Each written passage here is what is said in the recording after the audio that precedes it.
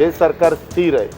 मी मागं अनेकदा सांगितलं की जोपर्यंत उद्धवजी ठाकरे साहेब, सोनिया गांधी आणि पवारसाहेब हे तिघांचे आशीर्वाद आहेत, तोपर्यंत ह्या सरकारला कुठल्याही प्रकारचा काही धक्का लागणार नाही. वेगळ्या प्रकारची प्रलोभनं दाखवून, भीती दाखवून पक्षप्रवेश देण्याचे कार्यक्रम झाले. राज्याच्या विधानसभा निवडणुकीच्या निकालानंतर शिवसेना भाजपचं बिनसलं आणि त्यानंतर महाविकास आघाडीच्या स्थापनेसाठी शिवसेना, काँग्रेस आणि राष्ट्रवादीच्या प्रमुख नेत्यांच्या बैठका सुरू झाल्या. मात्र एकीकडे हे असताना दुसरीकडे राष्ट्रवादीचे नेते अजित पवारांनी बंड करत भाजपसोबत जाण्याचा निर्णय घेतला आणि देवेंद्र फडणवीसांसोबत अजित पवारांचा पहाटेचा शपथविधी झाला. मात्र त्यानंतर ते पक्षामध्ये पुन्हा एकदा परतले आणि महाविकास आघाडीच्या सरकार आणि राज्याचे उपमुख्यमंत्री म्हणून त्यांनी शपथ घेतली. दरम्यान आपल्या एकंदर धक्कादायक राजकीय निर्णयावर त्या पुढे अजित पवारांनी कधीही भाष्य केलं नाही. मात्र कुठेतरी भाजपला अजूनही अजित पवार झुकतं माप देत असल्याच्या चर्चा राजकीय वर्तुळामध्ये सुरूच राहिला. मात्र राज्याच्या यंदाच्या विधिमंडळ हिवाळी अधिवेशनामध्ये उपमुख्यमंत्री अजित पवार हे भाजप विरोधात कधी नव्हे त्या मोठ्या प्रमाणामध्ये आक्रमक भूमिका घेताना दिसल्यात. विधान परिषद निवडणुकांच्या नुकत्याच लागलेल्या निकालांवरून उपमुख्यमंत्री अजित पवार यांनी विधानसभेच्या अखेरच्या दिवशी विरोधकांना लक्ष्य करण्याची एकही संधी सोडली नाही. आणि आज आपण अजित पवारांच्या याच भाजप विरोधात वाढलेल्या आक्रमकतेबाबत बोलणार आहोत आणि त्यामागची कारणं जाणून घेणार आहोत. मात्र त्यापूर्वी जर हा व्हिडिओ तुम्ही यूट्यूबवर पाहत असाल तर आमचं चॅनल सबस्क्राईब करा आणि जर फेसबुकवर पाहत असाल तर आम्हाला लाईक आणि फॉलो करा. तर आपण बोलत होतो अजित पवार यांच्या अचानक वाढलेल्या भाजप विरोधातील आक्रमकतेबद्दल. विधान परिषद निवडणुकांच्या नुकत्याच लागलेल्या निकालांवरून उपमुख्यमंत्री अजित पवार यांनी यंदाच्या हिवाळी अधिवेशनाच्या अखेरच्या दिवशी विरोधकांना लक्ष्य करण्याची एकही संधी सोडलेली नाहीये. अत्यंत सुशिक्षित असलेल्या शिक्षक आणि पदवीधर मतदारांनी तुम्हाला नाकारलंय आणि त्यामुळे आमच्याकडून जे लोक तुमच्याकडे आलेत त्यांना सांभाळा. ते केव्हा आमच्याकडे परत येतील आणि निवडूनही येतील हे सांगता येत नाही, असा टोला आणि सूचक इशारा यावेळी अजित पवारांनी भाजपला दिला. मी मगाशी काल सभागृहामध्ये पण मी सांगितलं की साधारण अशा पद्धतीचं वातावरण व्हायला लागलं आणि त्याच्यात आम्ही ठरवलेलं आहे की जे कोणी राजीनामा देतील ज्या पक्षामध्ये जाण्याच्या करता त्याच्या विरोधामध्ये साहजिकच भाजप उमेदवार उभा करणार. परंतु आमच्याकडनं बाकीचे 2 पक्ष त्यांना आघाडीचा उमेदवार म्हणून मदत करणार, प्रचार करणार, सगळे त्यांचे कार्यकर्ते त्या ठिकाणी ताकद देणार. आणि ज्यावेळेस हे 3 पक्ष एकत्र येतात त्यावेळेस निश्चितपणे जो आमदार राजीनामा देईल त्याला पुन्हा निवडून येण्याला कुठली अडचण राहणार. या शिक्षक आणि पदवीधर मतदारसंघाच्या निवडणुकांमध्ये महाविकास आघाडीला मोठ्या प्रमाणात यश मिळालं आणि भाजपला आपल्याच बालेकिल्ल्यांमध्ये मानहानिकारक पराभवाला सामोरं जावं लागलंय. आणि याच पार्श्वभूमीवर विरोधकांना टोला लगावताना अजित पवार नेमकं काय म्हणाले आहेत पाहूया.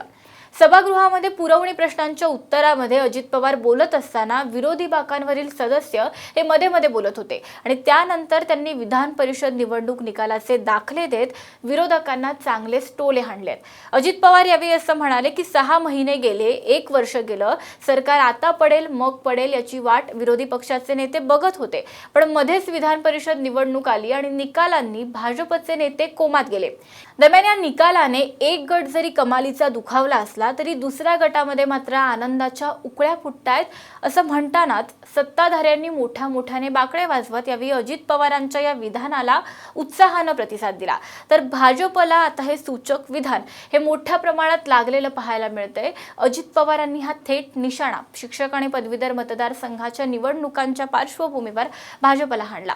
त्यापुढे भाजपचे प्रदेशाध्यक्ष चंद्रकांत पाटील यांच्यावर सुद्धा अजित पवारांनी थेट निशाणा साधला. विधानसभेच्या अधिवेशनामध्ये पुरवणी मागण्यांच्या अनुषंगाने झालेल्या चर्चेदरम्यान अजित पवारांनी एक राजकीय बॉम्ब टाकला. अजित पवार यावेळी असं म्हणाले की धुळे नंदुरबारमध्ये अमरीश पटेल निवडून आले असले तरी ते आमच्याकडूनच तिकडे गेलेले आहेत. त्यांच्या विचारांची नाळ ही आमच्याशी जोडलेली आहे आणि त्यामुळे ते परत केव्हा येतील हे तुम्हाला कळणारही नाही. पुण्यात प्रदेशाध्यक्ष चंद्रकांत पाटील यांचा मोठ्या प्रमाणात पराभव झाला। भाजपसाठी ही एक धोक्याची घंटा समजावी लागेल आणि याच पार्श्वभूमीवर या जखमेवर कुठेतरी अजित पवारांनी मीठ चोळल्याचं पाहायला मिळतं। पुण्याचं प्रतिनिधित्व चंद्रकांत पाटलांनी केलं आणि यावेळी आम्ही बंडखोरी होऊ दिली नाही, त्यामुळे तिथेही पहिल्याच फेरीत भाजपला पराभवाचं तोंड बघावं लागलं। तीच गोष्ट औरंगाबादमध्ये सतीश चव्हाण यांच्याबाबत घडली। नंदुरबारची जागा त्यांची आली, पण ती सुद्धा आमचेच अमरीश पटेल यांनी घेतली म्हणून। पण काळजी नाहीये, ते सुद्धा आमच्याकडेच आहेत, आमच्याकडेच येतील आणि राहिलेली कमी भरून काढतील। अमरावतीला आमचं थोडं चुकलं, तिथे आमचा उमेदवार निवडून आला नाही, अपक्षाने बाजी मारली, पण त्यातही आनंद म्हणजे तिथेही भाजपचा उमेदवार निवडून आला नाही। हे सांगताना अजित पवार यांनी विशिष्ट हातवारे केले आणि त्यामुळे सभागृहामध्ये मोठ्या प्रमाणात हशा पिकला। आणि विधानसभेच्या अधिवेशनाच्या शेवटच्या दिवशी आणखीन एक प्रकरण गाजलं, ते म्हणजे अजित पवार आणि सुधीर मुनगंटीवारांमध्ये झालेल्या शाब्दिक चकमकीचं। विधानसभेमध्ये एका विषयावर बोलताना भाजपचे आमदार सुधीर मुनगंटीवार यांनी असं सांगितलं की माझ्या भाषणामध्ये अडथळे आणू नका, कारण जो अडथळा आणतो तो पुन्हा निवडून येत नाही। आणि त्यावर बोलताना उपमुख्यमंत्री अजित पवार यांनी चॅलेंज दिलं की चला मी तुमचं चॅलेंज स्वीकारतो, पुढच्या निवडणुकीमध्ये मला हरवूनच दाखवा। आणि यावर सुद्धा सभागृहामध्ये मोठ्या प्रमाणात प्रतिसाद मिळाला आणि हशा पिकला। तर अजित पवारांनी काल सभागृहामध्ये एकीकडे चंद्रकांत पाटील आणि सुधीर मुनगंटीवार यांना लक्ष केलं असताना दुसरीकडे यशवंतराव चव्हाण मुक्त विद्यापीठावर आमदारांची नियुक्ती करण्याचा विषय चर्चेला आला। आणि त्या चर्चेवर बोलताना अजित पवार असं म्हणाले की मागच्या वेळी व्यवस्थापन मंडळावर आमदार देवयानी फरांदे यांच्यासह अजून एक आमदार हा भाजपचाच होता आणि तेव्हा आमचे आमदार घ्यायला काय झालं होतं, मागच्या वेळी झालं तसंच यावेळी सुद्धा होणार आणि आम्ही सत्ताधारी पक्षाचेच 2 आमदार व्यवस्थापन मंडळावर पाठवू, असं यावेळी अजित पवारांनी निक्षून सांगितलं। अजित पवारांनी घेतलेली ही आक्रमक भूमिका आता अनेक प्रश्न उपस्थित करते। याचं कारण असं आहे की गेल्या वर्षभरामध्ये फारशा वेळी अजित पवारांनी कधीही भाजप विरोधात किंवा भाजपच्या मोठ्या नेत्यांविरोधात थेट आक्रमक भूमिका घेतलेली नाहीये। त्याचप्रमाणे मुख्यमंत्री उद्धव ठाकरेंच्या हाताखाली काम करण्यास कुठेतरी अजित पवार उत्सुक नसल्याचं सुरुवातीच्या काळामध्ये म्हटलं जात होतं। अशा चर्चा राजकीय वर्तुळामध्ये रंगत होत्या आणि त्यामुळे अजित पवारांच्या मनात ते महाविकास आघाडीचे मध्ये जरी असले तरीही भाजपच्या बाबत कुठेतरी त्यांच्या मनात सॉफ्ट कॉर्नर अजूनही आहे असं सुद्धा म्हटलं जात होतं। आणि या संपूर्ण पार्श्वभूमीवर अजित पवारांची ही अचानक आलेली आक्रमकता अनेक प्रश्न उपस्थित करते। त्यापैकी एक मुद्दा असा आहे की शरद पवारांच्या मनामध्ये विश्वास निर्माण करण्यासाठी आता हा अजित पवारांचा प्रयत्न आहे का? तर या संपूर्ण पार्श्वभूमीवर काल ज्यांच्यासोबत अजित पवारांची शाब्दिक चकमक झाली त्या भाजपचे नेते सुधीर मुनगंटीवार यांच्याशी आम्ही बातचीत केली आणि या विषयावर सुधीर मुनगंटीवार यांनी नेमकं काय मत व्यक्त केलंय पाहूया। अजित पवारांच्या आक्रमकतेबाबत बोलताना सुधीर मुनगंटीवार म्हणाले की अजित पवार आक्रमक झालेत असं मला वाटत नाही, मात्र त्यांनी मला जे चॅलेंज दिलंय त्याबद्दल बोलाल तर ते त्यांचं उसणं अवसान होतं। मी काय त्यांना निवडणुकीमध्ये आम्ही तुम्हाला पाडू असं म्हणालो नव्हतो, पण कुठेतरी अजित पवारांना उसणं अवसान आणून तिन्ही पक्षाच्या आपल्या आमदारांना धीर देण्याचा प्रयत्न करायचा होता। सरकारवर त्यावेळी चौफेर हल्ला व्हायला लागला होता आणि त्यांच्याकडे त्यावेळी दुसरा पर्याय सुद्धा नव्हता असा टोला मुनगंटीवारांनी लगावला।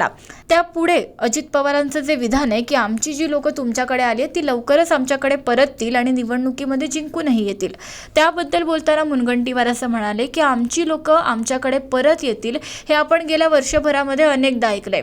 तुम्हाला ज्यांना घेऊन जायचंय घेऊन जा, आमच्या परवानगीची काय वाट पाहताय का? आणि यासाठी काय 1 वर्ष लागतंय का? आणि यामुळेच जनतेमध्ये यांची विश्वसनीयता कुठेतरी कमी होते आणि मग लोकांना असं वाटायला लागतं की हे अजून किती खोटं बोलणार आहेत, असं म्हणत महाविकास आघाडी सरकारला उद्देशून यावेळी मुनगंटीवार यांनी महाविकास आघाडीवर ही टीका केली आहे। या पुढे बोलताना मुनगंटीवार असं म्हणाले की अशा पद्धतीची वारंवार वक्तव्य करणं म्हणजे लांडगा आला रे आलासारखं आहे। त्यांचा DNA आणि यांचा सारखा आहे का? वारंवार होणारी ही विधानं म्हणजे राजकारणाचा अत्यंत निम्न दर्जा आहे, अशी टीका सुद्धा यावेळी मुनगंटीवारांनी केली। त्या पुढे बोलताना शरद पवार यांच्या मनामध्ये विश्वास निर्माण करण्यासाठी अजित पवार असं करतायत का याबद्दल विचारलं असता सुधीर मुनगंटीवार म्हणाले की मला असं वाटत नाही, कारण शरद पवारांचा जर अजित पवारांवर विश्वास नसता तर त्यांनी अजित पवारांना राज्याचं उपमुख्यमंत्रीपद दिलंच नसतं। आता सर्वात आधी बातम्या मिळवा आमच्या मोबाईल न्यूज ॲप्लिकेशनच्या सहाय्याने। अँड्रॉइड किंवा iOS प्लॅटफॉर्मवर जाऊन HW न्यूजचे ॲप सर्च करा, डाउनलोड करा आपल्याला हवी ती भाषा निवडा. आजच्या बातम्यांच्या गर्दीतून आपल्या कामाची बातमी मिळवा फक्त HW न्यूजवर.